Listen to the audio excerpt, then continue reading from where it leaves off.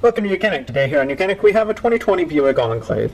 On this Enclave we have the motor, that it is a 3.6 liter V6 motor, the GM 3.6. We're going to go over the process in which we go through to replace your serpentine belt and idler pulley. It's a good recommendation to replace them both at the same time, and you actually have to remove this one to be able to get the serpentine belt tensioner off. And so if I made a mistake, we are going to be replacing the serpentine belt tensioner as well as the idler pulley, and you might as well put in the whole new belt also. So to start with, you will need to take out your air box to give you the access in which you can get down to there.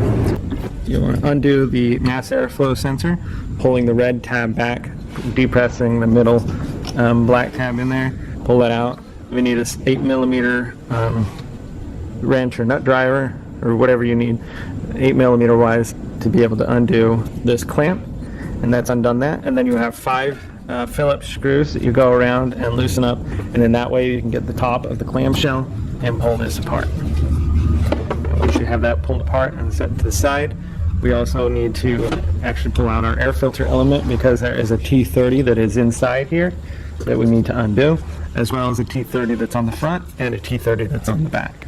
And once you've done all that, then you'll be able to pull this out. There is an air connection up at the front. Right there, that air port that connects to the front part of your intake. And so you want to make sure those separate to be able to get that air box out. We have 4 bolts that need to be removed. One right here that's a 13, and then another 13 right here, and another 13 up and over here, as well as this 15mm that is in the idler pulley, and that also goes into the alternator. It does a dual purpose. So we will release the tension from the tension on the belt and remove the belt as much as we can. If you see, this belt is on the other side of this tensioner, and so it will stay there unless you want to spin that belt kind of frontwise, and then you can pull the belt off if you feel that you want to do it that way. So to start with, we will release the tension so that we can remove the tensioner pulley to get that out of the way. So first, we remove the tension using a 1/2-inch drive square ratchet, or the actual, they do make a tool that is just for tensioners. Okay, so we have the tension off. I'm just going to put the belt kind of out of our way there and move that off to the side.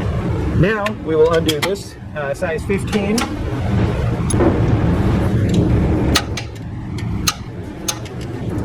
to get this out of the way, because there's a bolt, a 13mm behind it, that helps attach the tensioner to the engine.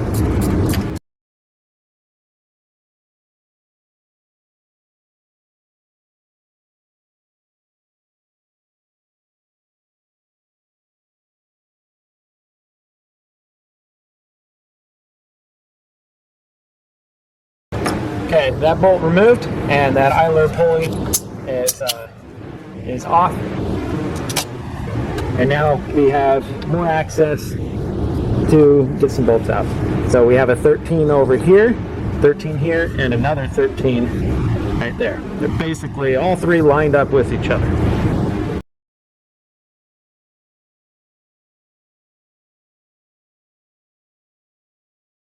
All right, bolt number 1 undone. And now, the other one is right down there, basically straight in line.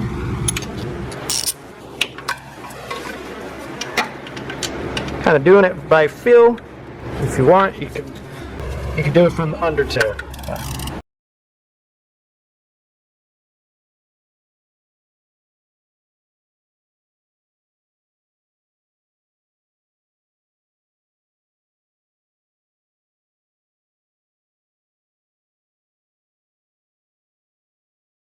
So back to this, we were able to find a good thin wall socket to be able to get in there. Otherwise, you may need to remove your motor mount and then this bracket to give you clearance, or remove the water pump pulley.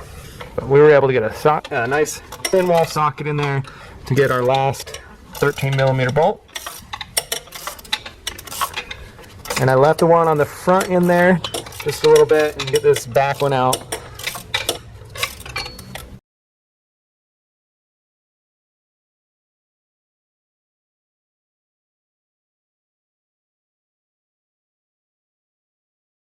We got the back one out. So 13mm number 2. We get this one up the front out. And then it's the removal of our serpentine belt tensioner. Gonna need to pull it out the bottom.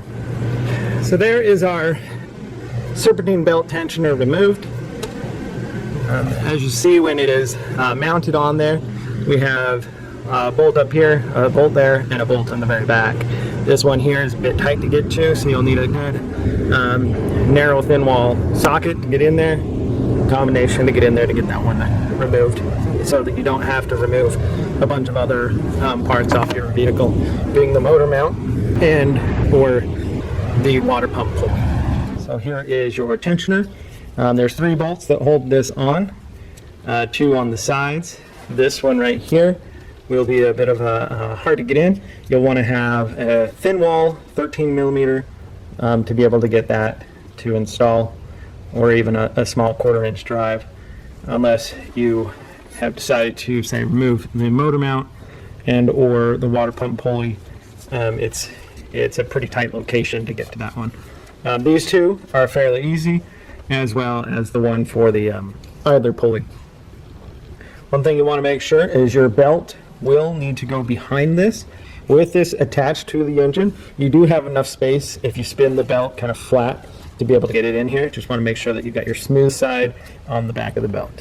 So since the belt is still hanging out there, or if you have your new belt, you wrap it around the water pump pulley, and then be able to put the smooth side on this as you install this. And then we raise it up, get the tensioner sitting in its location, and you'll notice on your tensioner, or on the 3 bolts that come out, you have 2 that have a little rubber grommet shim on it. Those are the ones that go on the front and the back, and the one in the middle is just a straight bolt. They're all the same length, but the one on the front and the back happen to have this little shim thing. I'm going to start the front one a little bit, and then work on getting that back one in. So we make sure that everything's lined up, and then get the back one down and in, because that's going to be the toughest one.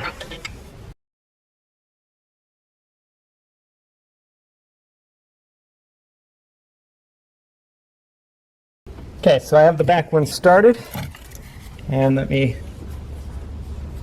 try to drive it in there.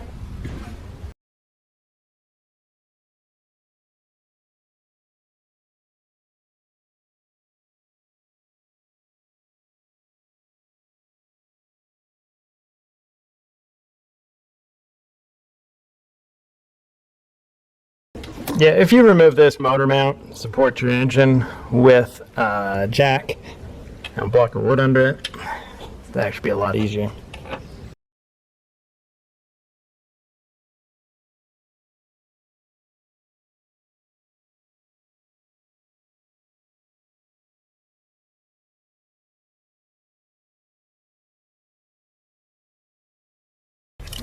So the front one I got just a little bit snug to be able to hold everything back. And now I will work on getting that back one done. The toughest one in this setting.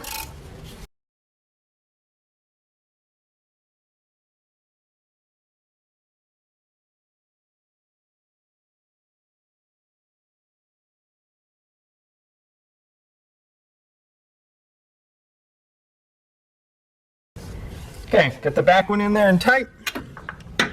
Finish tightening the front one here.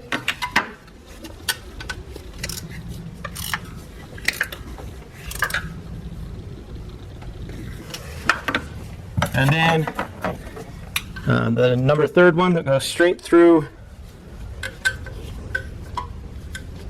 the tensioner.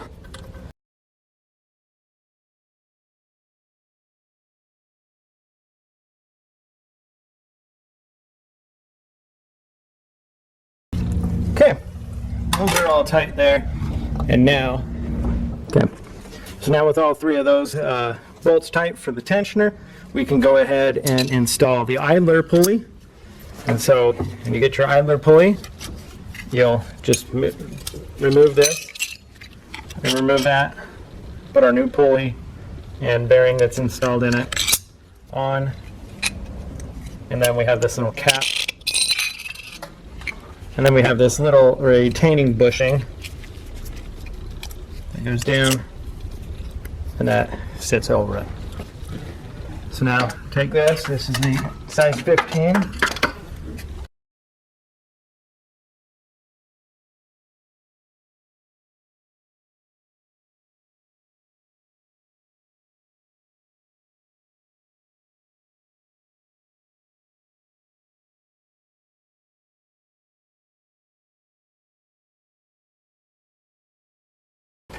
All right, that bolt is good and tight. Now we need to route our belt back around. The pulley is the way it needs to go. Rib side around the water pump, rib side alternator, smooth side idler, rib side AC, rib side crankshaft, and then smooth side on the tensioner.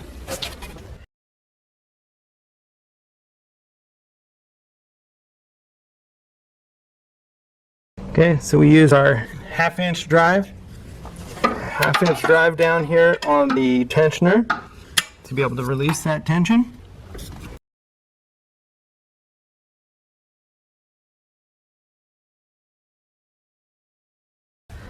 So our belt's coming off the back of the tensioner pulley.